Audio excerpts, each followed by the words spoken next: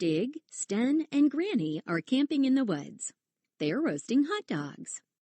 Oh, it's chilly out. I'm glad we have a fire. It's almost time to go to sleep, boys. Finish up your hot dogs and brush your teeth. Then I'll read you a bedtime story. I love campfires, and I love eating hot dogs. Yum! Aren't you going to eat that with a bun and toppings? I've always eaten them plain. How do you eat them? I'll show you. First, take one of your hot dogs and a bun from the bag. What do I do next? Now you need another hot dog. You need to be an active listener instead of an active eater. Sorry. Hey, I remember learning about active listening in class. Can you tell me what active listening is? Well, you're doing it right now. You asked a question to find out more about something that I said. Active listening is thinking about what someone said. That means that you might have questions about what you hear. Yeah, I use my active listening when I listen to stories. I think about questions that I may have about what someone is reading to me. I also try to predict or guess what will happen next in the story. Me too. I think I can be an active listener now. Then I can follow your directions.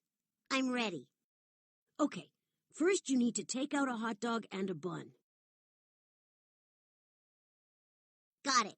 Then should I cook the hot dog in the fire? Yes, that's a good question. I can tell that you are really listening. Then you can put it in the bun and put on any toppings you want.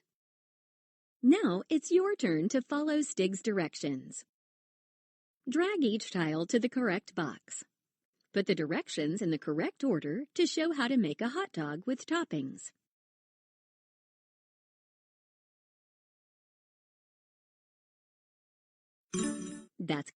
So first we cook the hot dog, then we put the hot dog in the bun. Last we put the toppings on the hot dog. Active listening is delicious. Are you kids talking about active listening? It sounds like you're ready for a bedtime story. Yes, please. Okay, I'll read you one of my favorite books. It's about a girl who goes camping. Is the story about true events? No, but that's a good question to ask before reading a book. This book is made up, or fiction. It's good that you are thinking about what I am about to read to you. I'll start reading now. Jenny was sleeping in her tent. She heard a noise outside. She peeked out of her tent. Nothing was there. What kind of noise was it, Granny? That's a good question. Let's find out. Jenny crawled back into her sleeping bag. She tried to go to sleep. Then she heard the noise again. It sounded like footsteps in the bushes. Jenny slowly opened the tent. She looked out again. She saw eyes looking at her from the bushes. Whoa! Was there a bear in the bushes? That's a good prediction or guess of what it might be. I want to ask you a question to see how actively you've been listening. Help Stig and Sten answer Granny's question about the story. Select the correct answer. What does Jenny see outside her tent? Jenny sees a pair of eyes looking at her outside her tent.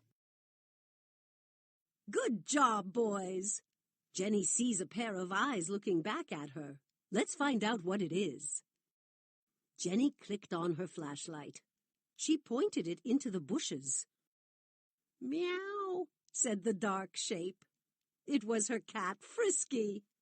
Frisky, Jenny scolded. You were not invited to the backyard campout. That's a funny story. If I had known she was in her backyard, I wouldn't have guessed it was a bear. Yeah, but that was a good prediction, Stig. A prediction is a guess about what will happen next in a story, right, Granny? Yes, it is. Stan, do you want to tell me what active listening is? Active listening is thinking about what someone said, asking questions to find out more, and making predictions. Yeah, you were being an active listener, Stan. You were asking good questions about what you were hearing. You both were good active listeners. Active listening makes bedtime stories more fun. Now, let's put out the fire and go to sleep. Oh, can we hear another story?